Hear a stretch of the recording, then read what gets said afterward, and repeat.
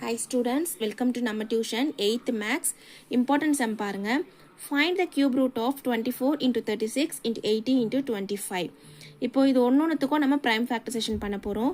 இப்போ 24க்கு பாருங்க 2 1s are 2, 2 2s are 4, 2 6 are 12, 2 3s are 6, 3 1s are 3. இப்போ 36க்கு பாருங்க 3 1s are 3, 3 2s are 6, 3 4s are 12, 2 2s are 4, 2 1s are 2.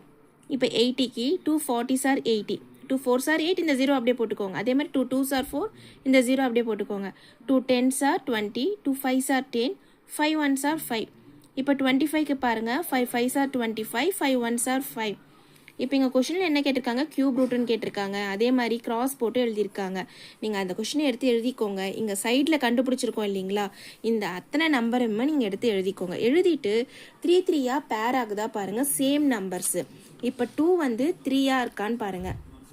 3யாக இருக்குங்களா, நீங்கள் வந்து லைன் போட்டு பார்த்து காமிச்சிருக்கேன் பாருங்கள். 3 3ஆக பிரித்து இந்த மாதிரி எழுதிக்கோங்க. எழுதிட்டிங்கன்னா இதுக்கு ஒரு வாட்டி நீங்கள் எழுதினா போதும். இந்த 3 பிரிச்சிருக்கீங்க இல்லையா, இதை ஒன்ஸ் எழுதினா போதும். அப்போ 2 into 3 into 2 into 2 into 5 அதான் இங்கே எடுத்து எழுதியிருக்கேன்.